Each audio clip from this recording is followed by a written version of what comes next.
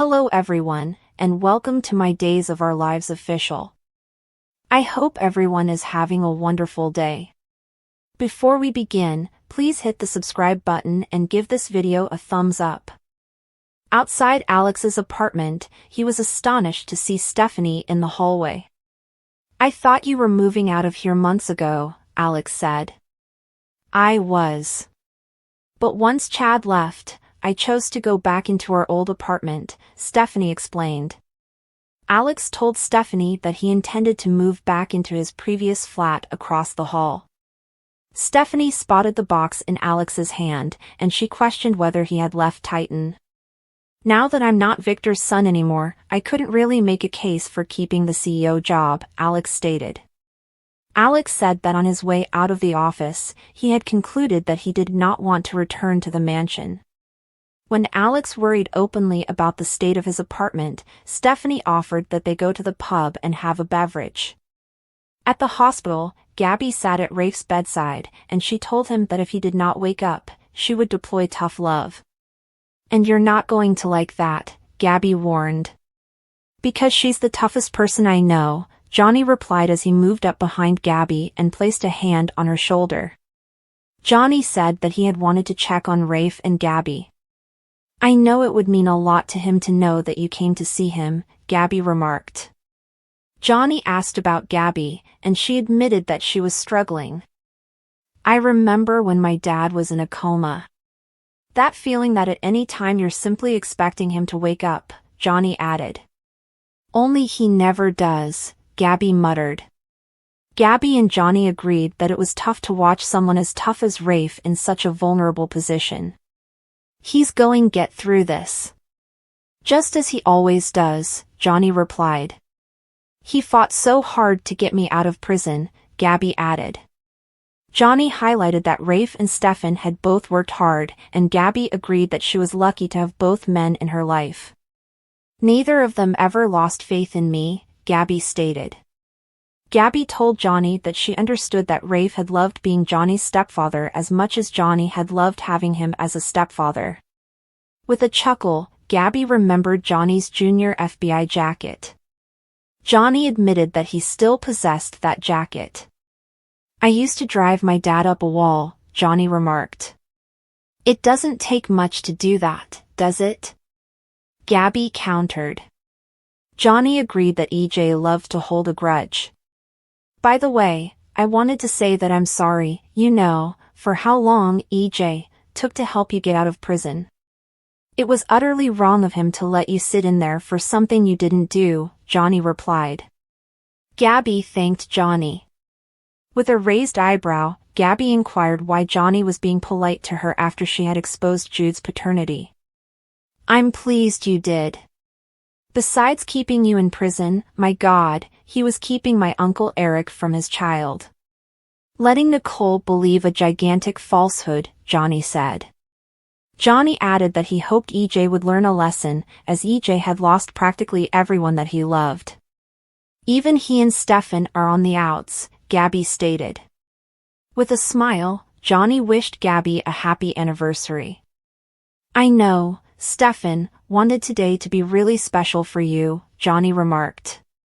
"He succeeded," Gabi confirmed. Johnny noticed that Stefan had been lonely and depressed while Gabi had been in prison. In the bistro, Stefan was astonished to see Ava walk into the restaurant instead of Gabi. Ava informed Stefan that Gabi had gone to visit Rafe at the hospital.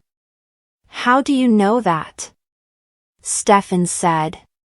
Ava stated that Gabi had called into work to confirm that she would be in the hospital for the remainder of the day. "So, I thought I would take this opportunity to talk to you alone," Ava added. Ava told Stefan that Connie might have overheard Ava and Kristen discussing about Ava's one-night stand with Stefan. "So, the nut job heard you?" Stefan stated. "I don't know. Kristen is pretty positive that she didn't," Ava remarked.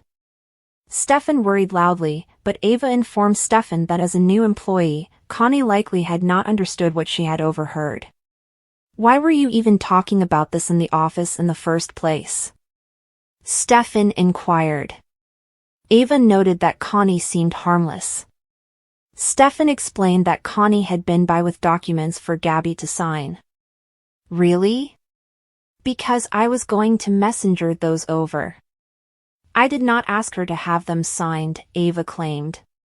With a shrug, Stefan commented that it may suggest that Connie was an efficient employee. Do you think Connie heard you? Stefan asked. I think that if she came here and she was acting normal, then we are safe, Ava remarked. Stefan was not soothed by Ava's theory. Stefan told Ava that he had revealed to Gabi that he and Ava had kissed twice.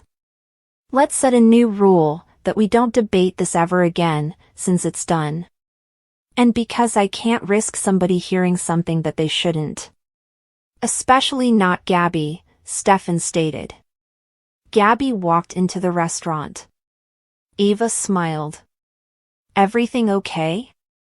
Stefan asked Gabi. Gabi kissed Stefan's cheek, and she noted that Rafe was the same. What are you doing here, Ava? Gabi asked. Ava revealed that she had planned to give papers to Gabi, but Stefan had told her that Connie had already stopped by. Connie has not been my assistant for long, but she doesn't seem like the kind of person who sits around and waits for things to happen, Gabi added. With a nod, Ava acknowledged that there was no reason for her to stay, and she wished the couple a good anniversary. After Ava left, Gabi commented, it seems a little below Ava's pay grade to deliver papers. Jada was working in her office at the police station when Paulina entered. This is still Rafe's job when he comes back. But I am doing my best, Jada remarked. Paulina asked about the break in the case Jada had described. It has been confirmed that Everett Lynch is the one who attacked Rafe, Jada stated. Your ex-husband is the one who attacked Rafe? Paulina stated. Jada clarified that she suspected that Everett's alter Bobby Stein had stabbed Rafe, and she informed Paulina on the chronology of events that had led up to Everett's death. I'm so sorry. But you're positive he's the one who attacked Rafe? Paulina asked. Jada told Paulina about the suicide note and the gloves found at the site. Paulina asked Jada whether she was okay. Jada berated herself for not having grasped sooner that Bobby was a risk. Stop. You can't blame yourself. You had no cause to anticipate that your ex was capable of this kind of brutality, right? Paulina asked. Emotional, Jada ranted about how she had failed Rafe. Paulina maintained that the situation was not Jada's fault. I've been there. I was with a man capable of tremendous violence, too, Paulina remarked. You were? Jada asked. Paulina told Jada about Lonnie's father, Ray. Paulina highlighted that just like she had not been the source of Ray's violence, Jada was not to blame for Bobby's. I guess I'm still in shock. Even with the gloves right there in front of me, I just can't believe that the man that I was married to would be capable of murder. That is not the man that I knew, Jada stated. You also never knew about his personality disorder, did you? Paulina countered. Jada said she prayed that Bobby's secrets would not mean Rafe's death. So, the case against Everett Lynch is closed, Paulina added. Jada verified that Bobby had confessed to everything in his suicide letter. Jada said that the only loose end was the name of Li Shin's murderer. You told me you had a new suspect, but you never said who, Paulina remarked. Bobby never told me.